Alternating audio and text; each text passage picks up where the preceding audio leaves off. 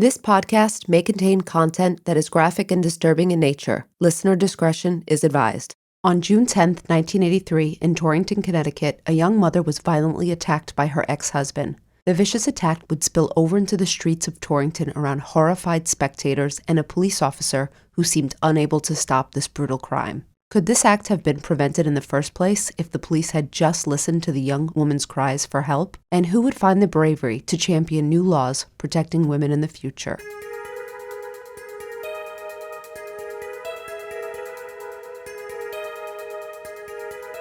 This is episode 44, The Tracey Thurman Story.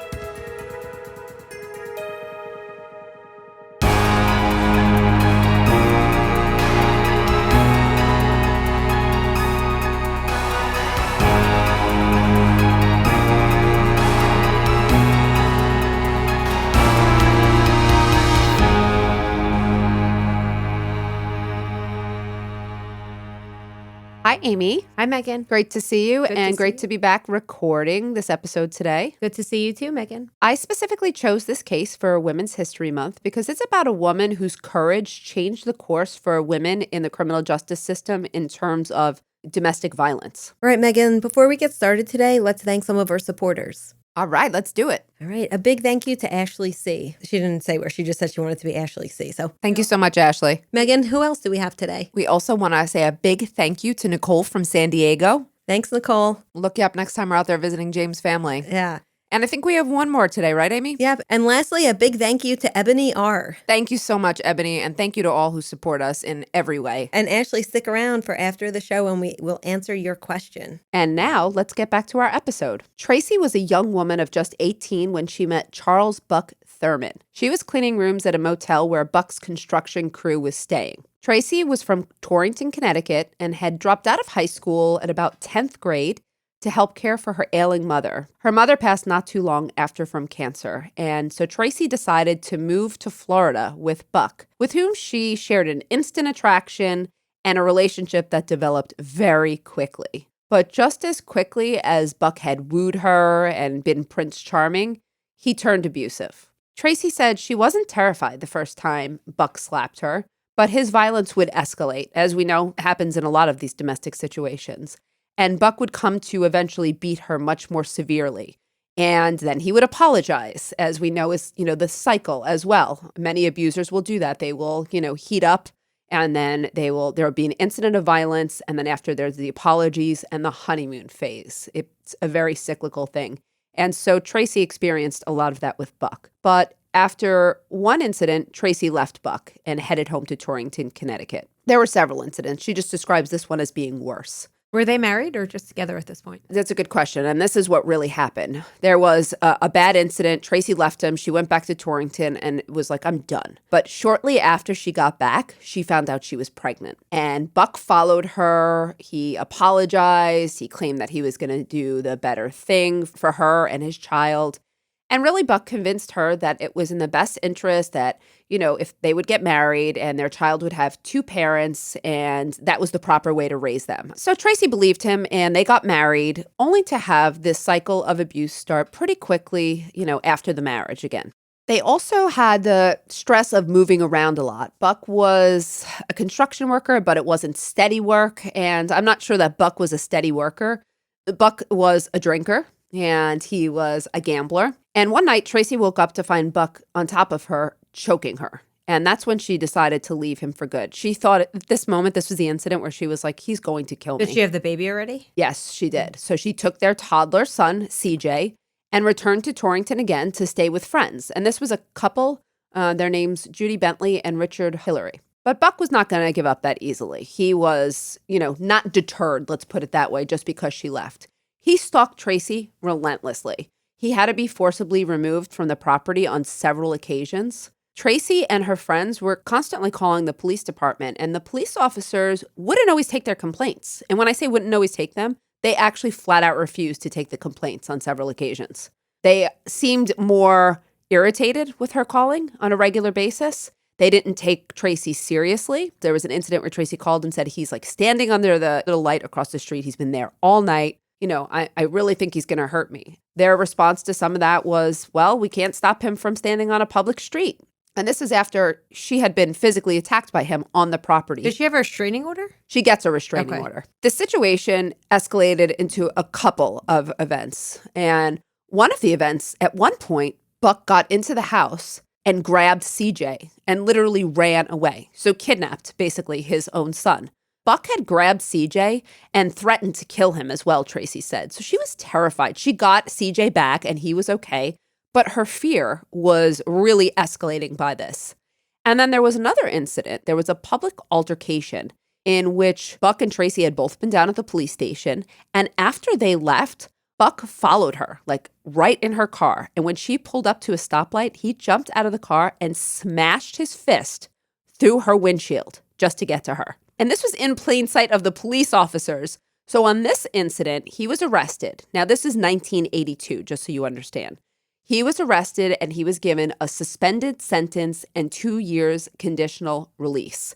Conditional release is actually, it's pretty much as long as you don't violate the conditions, you won't have to serve a sentence. You always have probation's always conditional, isn't it? Probation is, there are certain terms you have to abide by, but you have a probation officer and you have to maintain employment and you have to do certain conditional things. release is the same as probation, except nobody's like checking up on you? Correct. Your release is predicated on the fact that you don't do anything wrong. Okay. It's basically as long as you don't commit another offense. Yeah. So he got 2 years conditional release, and he was also ordered to permanently stay away from Tracey's residence in Torrington. But he didn't serve any jail time for this attack. And this was pretty violent, and she could have been severely injured by this. But once more, Buck continued to stalk Tracey and show up at her address. Did he move back to Connecticut as well?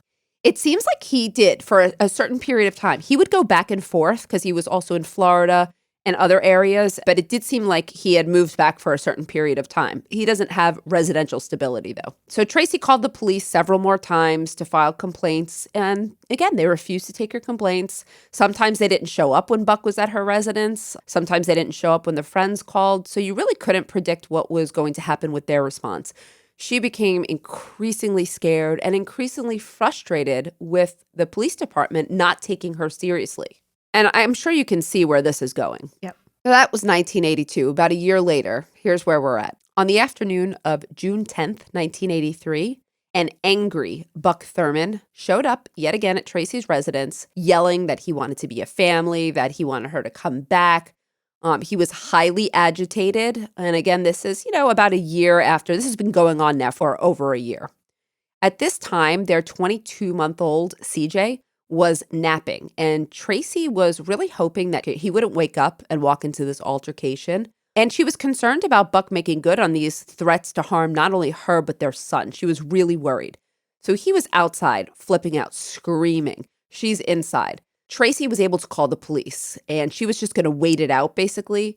But she decided to try to go outside and calm him down, to pacify him. Bad idea. Unfortunately, it was, but I think she was also scared. Was he going to push through the door? Was he going to, what was he going to do? I think that was the scary thing. I think she thought, if I could just calm him down, then it'll be okay. And also, again, the idea here was that she didn't want her son to wake up and see what was going on. Unfortunately, when Tracey went outside to calm down a very, very agitated Buck, she realized that Buck had brought a knife with him. And he began stabbing Tracey. And she began to run, but she didn't get very far because she ran into a garbage pail, which slowed her down.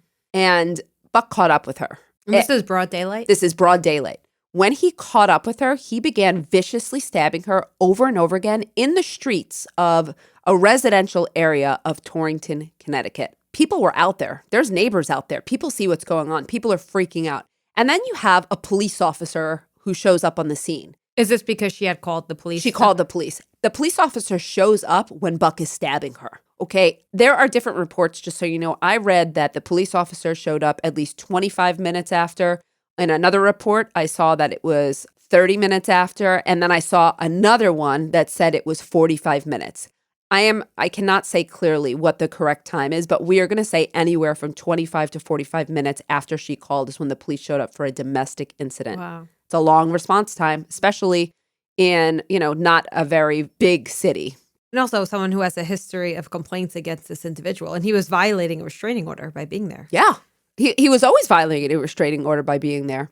Okay, so this police officer arrives on the scene, and when he got on the scene, it was obvious that he really didn't know what to do.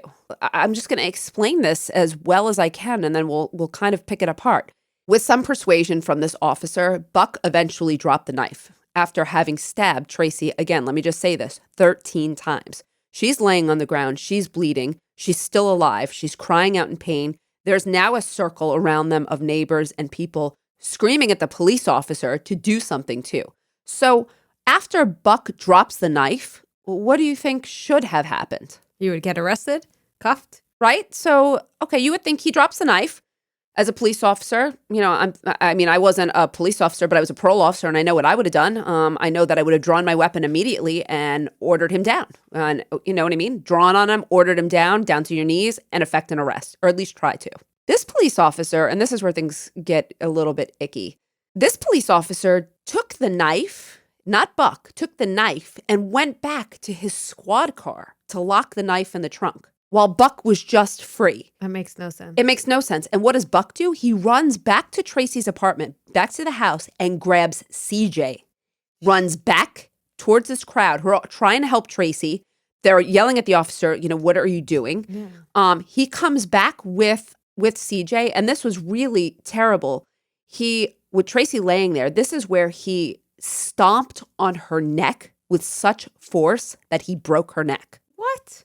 This happened while he was holding his son. And he was screaming now, "I killed your mother," basically to his son, thinking that he was killing her, that Tracey was dying. All while the police officer is on the scene. That's okay? incredible. It's an incredible story that it's hard to understand. This wasn't a rookie police officer either. I was going to ask you that. No. So that was one of the questions James had for me when we were reviewing this case was he new? No, he was not only not a rookie, I believe he was very close to retirement, having something like 30 years on the force. Did he have a relationship with Buck? No, he did not.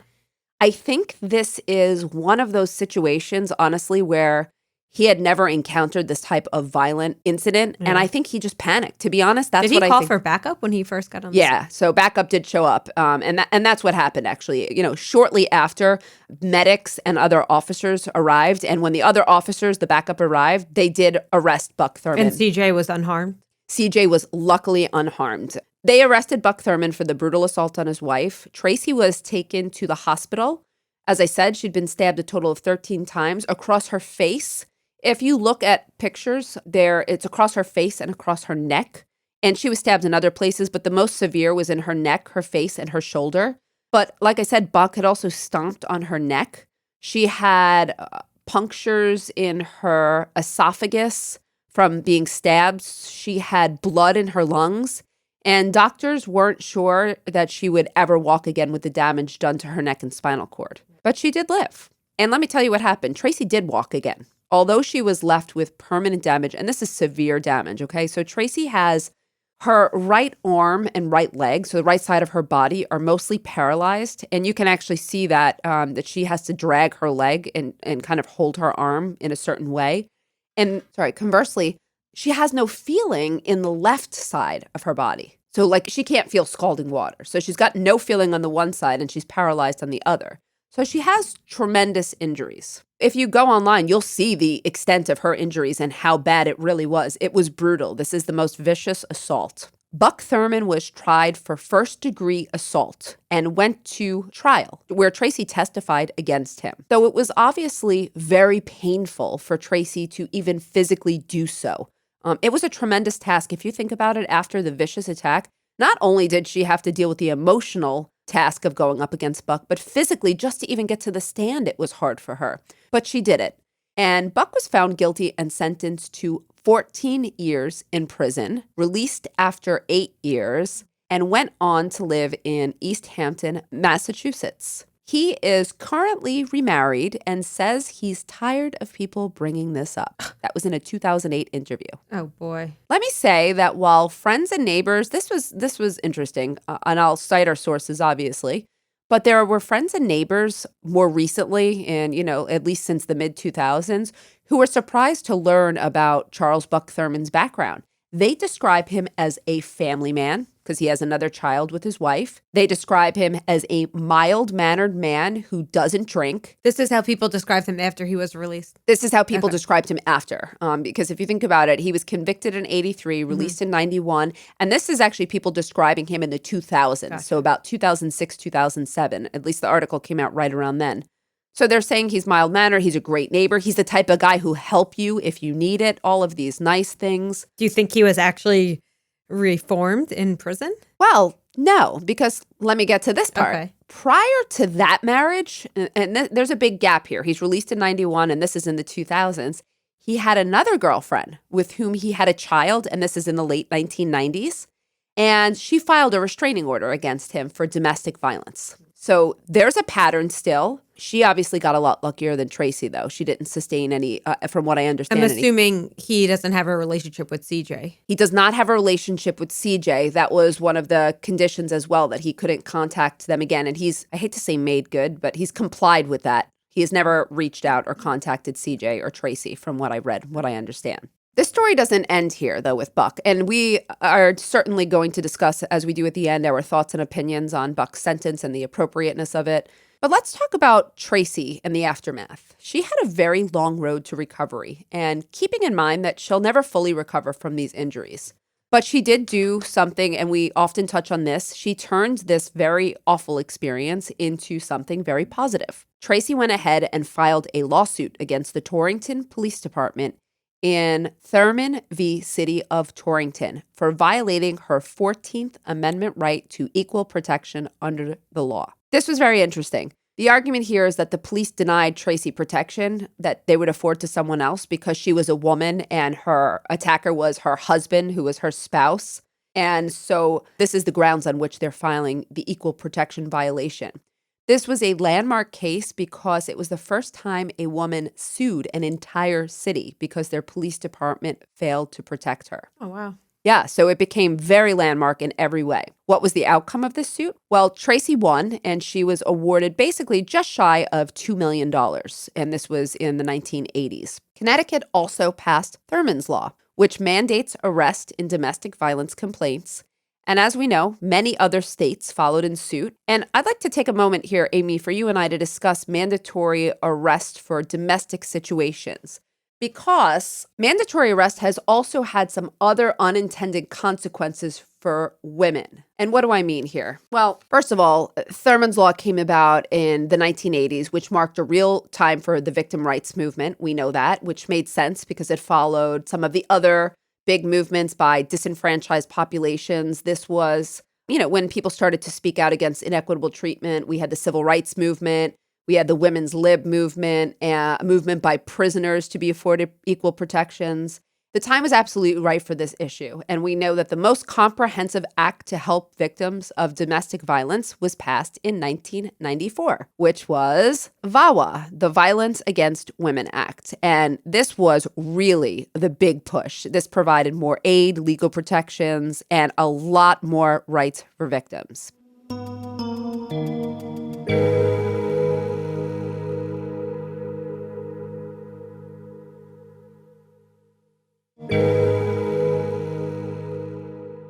But returning to the policy of mandatory arrest. Mandatory arrest meant that basically, even if a victim didn't want to press charges, the abuser or the alleged abuser had to be arrested anyway. When we know prior to the 80s, it was the whole old, police officer shows up, someone's doing something wrong, they give him a cool down, or they give him the pep talk and whatnot. Okay, so now it's changed and there's a mandatory arrest. That marks real progress. And just to make this clear, that was done because people, particularly women who are abused, would sometimes not press charges or not ask for the arrest because they'd be fearful of their own life. That's correct. Yeah, so this was one of the big changes that happened. What I meant by consequences, though, is that it evolved a little bit differently in terms of it applied to women. And that was the appropriate application because women were, are disproportionately affected. However, what's happened now and what became more of a thing in the 2000s is that males began to also report domestic violence. Historically, males just did not report for a lot of different reasons, but males report now. So what's changed about the mandatory arrest policies, Amy probably knows where I'm going already, but an unintended consequence was that women were being wrongfully arrested? Yeah, the unintended consequence is now in many jurisdictions, if you and I are in a domestic situation and a police officer shows up and I say, you hit me. And I say, you hit me. We both get arrested. Yeah. So what's happened with mandatory arrest in that way is that it's actually it's drastically increased the number of women who are being prosecuted for domestic violence. Well, because abusers know, whether it be a man or woman, an abuser knows like, oh, all I have to do is say you did it. You say I did it. Your word against my word. You're coming down with me. Absolutely. And now look, in fairness, sometimes this is going to be appropriate because we know that women, I can detail cases that we've even covered. We know that women absolutely abuse men as well. But oftentimes it's going to be that it's the unintended. But regardless of gender, whoever the abuser is can bring down the non-abuser. Absolutely. That's not It's the unintended consequence that I talk about is just that women have been swept. It's one of the increases. When we've discussed why females have been incarcerated in much greater numbers, usually the two reasons are one, because of the mandatory changes in arrest for domestic incidents, and the second one because of the mandatory drug laws that have them getting swept in. So this is one of those unintended consequences. Before I move on, what are your thoughts, Amy? Should both parties get arrested? Because I have really mixed feelings about this policy. I don't know, because I could see it cutting both ways. I guess what do you think? Yeah, this is obviously not my area of expertise, but I have to say there are certain cases that there's going to be clear and convincing evidence that one party has been injured. I would say maybe, I don't know how you decipher that all the time. But what if it's self-defense? So it's really No, hard that's actually true. That's true as well. I guess you have to be better safe than sorry. Yeah. I'm not sure where I stand on this. And again, I have mixed feelings. Yeah, I do too. Please, if people have, if you have strong feelings one way or the other, please feel free to write with us with your opinion. I almost feel like it goes back to that famous thought experiment. Would you rather convict an innocent person or let a guilty person go free? Yes. It's a tough one. Well, what's your answer on that one? You know my answer on that one. All right, fine. What is it? You'd rather let a guilty person go free. Correct. But then if you want to play devil's advocate and say, well, what if that guilty person then kills your family? It's like, well, so I can, even though that's always my answer, I can definitely see where I would say the other way too. Well, regardless of our opinions on this matter, this is pretty much where we're at right now. Exactly. We're pretty much at mandatory arrest for both parties when the accusation goes both ways. And maybe that's overly cautious, but maybe that's what we have to be. Probably saved hundreds of lives. Yeah, that's true. Okay. Thanks for your opinion on that. Getting back to Tracey. What else did she do? Well, she consulted on a made-for-television movie starring Nancy Mckeon called A Cry for Help, The Tracey Thurman Story, which was really excellent. I know that we've talked about made-for-TV movies before. I have to tell you, watch this one. Even though it was like the 80s and it's a made-for-TV, it was such an impactful movie. Do you know who Nancy Mckeon is? Nope. She was Jo from Facts of Life. Oh. Yes. Okay. And the person who played Buck Thurman, you would know him as well if you saw him. We're aging ourselves just. I mean, we've already aged ourselves. I think that ship has sailed. The movie was really outstanding, and it actually held very, very true to the real life details. So if you're interested, I would encourage you to go ahead and watch it. It was one of the first inspirations for this case for me. Remember when I talked about the first show that we ever did on women in crime was the Betty Broderick case, and I talked about how I saw that movie and how it never left me. I felt the same exact way about this one. It never left me. And this is one of these cases that has always stuck with me because of that. So the moral of the story here is my mom really let me watch bad TV when I was young. So she went on to consult, and they paid her a consulting fee for that. A few years later, Tracey met and married her current husband, Michael Motazik, and they are still together after 30-something years. They're still very much in love. He gives very nice, very sweet interviews about her. You could tell the way they speak about each other is just she really finally found the true partnership that she was looking for. And did she have more children? No, but Michael adopted CJ, which was fantastic. But sadly, CJ has had his own troubles with the law. CJ has had several arrests for drug crimes, gambling, theft, and other crimes, but the one that landed him in prison was an assault on a girlfriend, which unfortunately isn't exactly a complete surprise. Nature versus nurture? Which one? Is it he learned the behavior or he was dealing with, the turmoil from his family, or is there something biological going on? It's hard to say. You could certainly say that it was he witnessed it, although he was quite young when he witnessed that. Is it biological? Or taking aside the assault, which we can debate nature and nurture on all day long, why is it also, Amy, not so much of a surprise that CJ would find himself incarcerated at a certain point as well? Because we know that children of parents who have been incarcerated have a much higher likelihood of being themselves incarcerated. Exactly. And that's an unfortunate reality that we have to live with. So he has had his trouble. I mean, he did witness it. Even if he was young enough, there could be the cyclical nature to abuse. I know that Tracey was very forgiving, and she described her son as making mistakes, but she believed he'd do the right thing once he grew up and moved forward. She was trying to be optimistic, and I think they still had a good relationship. This was years ago that I read this. This was definitely, a little bit dated, and I haven't read anything since. So maybe he did actually wind up getting, his life together. I hope so too. Tracey also still volunteers counseling victims of domestic violence, and she was recently honored in Connecticut for her work and contributions to changing the way domestic violence cases are treated, not just in Connecticut, but around the country.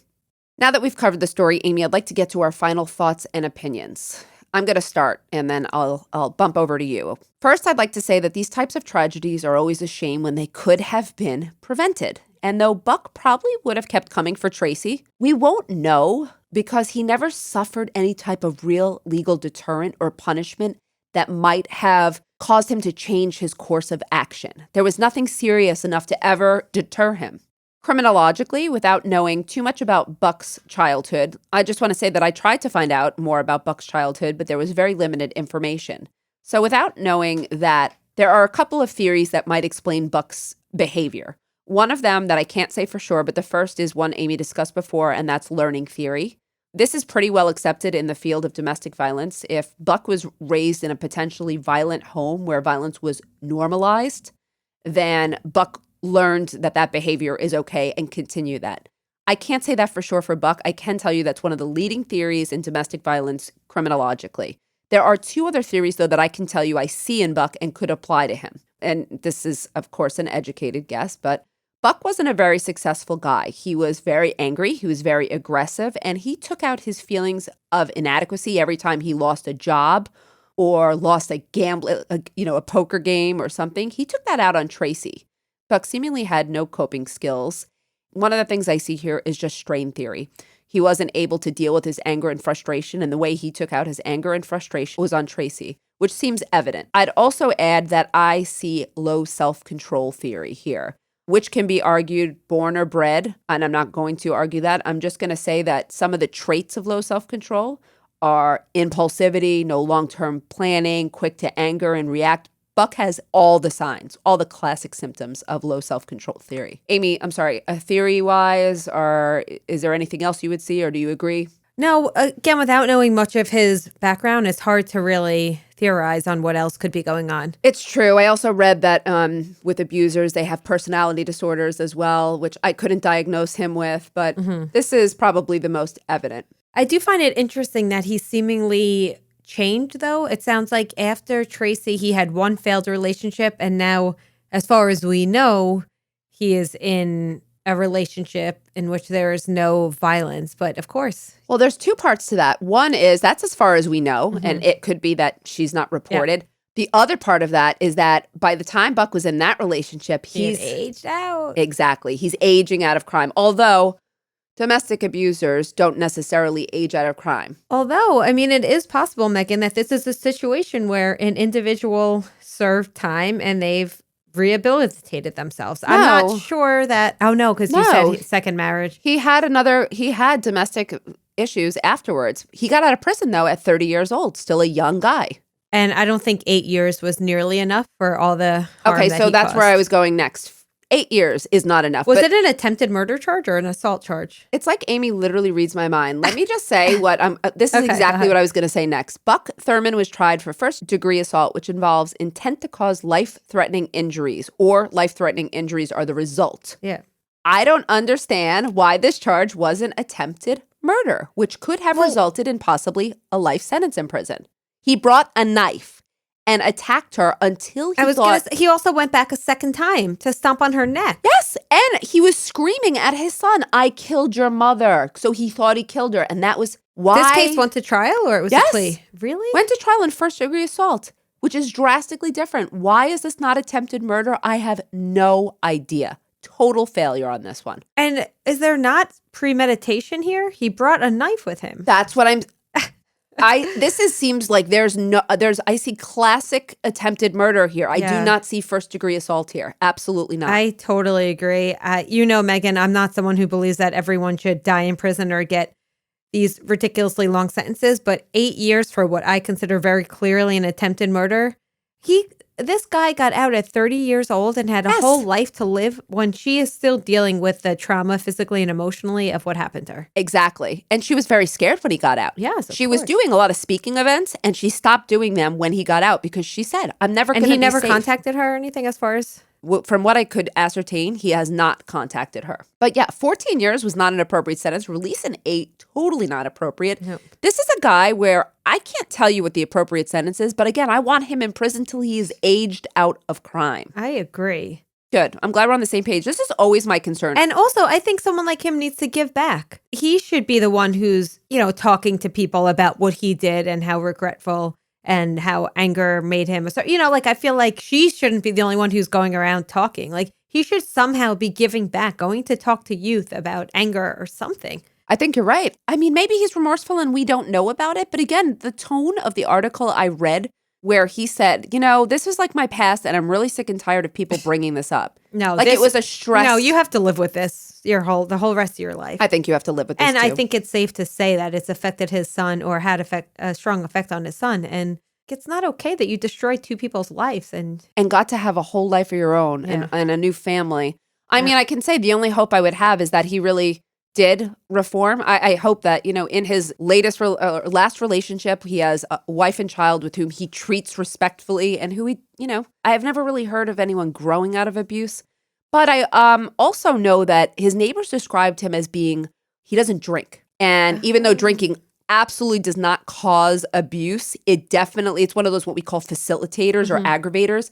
And I know that he was a heavy drinker and that the incidents of violence often coincided with them. It's possible that sobriety was also a key factor in him not being abusive going forward. Yeah. Again, this is just always my concern, though, with people aging out of crime. I just want to bring it back to that because, as soon as I read he got out at 30, I was like, that's not going to be a good thing. Yeah. For such a violent crime. No, we want to make sure that we think prison is overused, but we want to make sure that the people who are most violent, that's who prisons are used for, and we want to make sure that they are incapacitated by incarceration for their most likely offending years. That's the way to use prison appropriately. Yep. I am glad that Tracey was able to move on and do so much good, but I'm sure she would have preferred to have done something good with her life under entirely different circumstances. I agree. Thanks to her, though, many other women will have that opportunity. Yeah, I think it's incredible when people who have been so brutally victimized are able to find the good in it and serve other people. And I'm glad that she's been honored for all of her work and contributions because she certainly was a trailblazer in this way. Yeah, I agree. She certainly was a trailblazer in that way. Thank you, Meghan, for bringing this important case. Before we leave today, let's get to one of our patron questions. All right, let's do it. All right, Ashley C. wants to know what would be your dream vacation? Obviously, this would be in a non-COVID world where you could just relax, disconnect, and enjoy yourself. Okay. I love this question. I love this one. I have mine, but I want to hear yours first. Okay.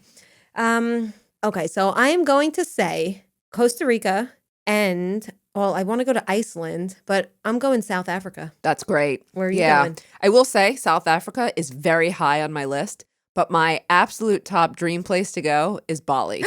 That's what Ashley said hers was. No way. So funny. Yeah, because I asked her, I was like, well, you have to tell me yours. Bali is I just want to go. Like those huts in the middle of the ocean. That's like exactly my dream, but you know why Bali won't happen for me, right? It's too far on a plane and you're a baby. Yeah, our listeners, I don't know if you guys know, but I'm a big baby about flying, and that's actually why I haven't gone to some of the fabulous places I wanted to go. So Bali is the dream. I just think once I get to Bali, I can never leave. But that's okay. Why can't you just take lots of medication and sleep? Or why can't I just stay in Bali? That too. Thank you. That's a fun question. I love that one. Thank you so much for asking. And Ashley, I'll see you in Bali. Yeah, right. Okay, that does it for today. Thanks again, everyone, for listening, and we'll catch you next time on Women in Crime. Thank you. Women in Crime is written and hosted by Meghan Sachs and Amy Shlosberg. Our producer and editor is James Varga. Music composition is by Desert Media. If you enjoy the show, please remember to subscribe and leave a review. You can also support the show while gaining access to ad-free episodes, exclusive AMAs, and other bonus content for a small monthly contribution through Patreon. For more information, visit patreon.com/womenincrime.